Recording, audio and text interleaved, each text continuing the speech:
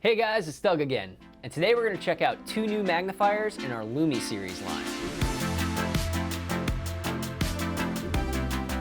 These magnifiers are different because most magnifiers on the market come with double convex lenses.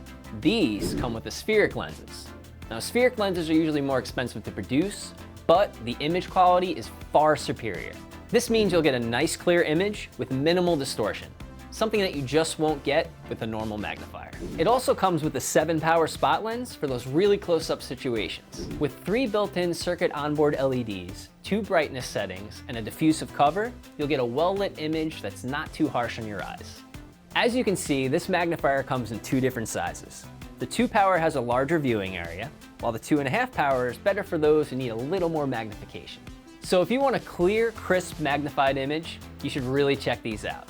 I promise that you'll see the difference. Once again, please check out our website, subscribe to our YouTube channel, and don't forget to leave comments below. I'm Doug from Carson. Thanks again for watching.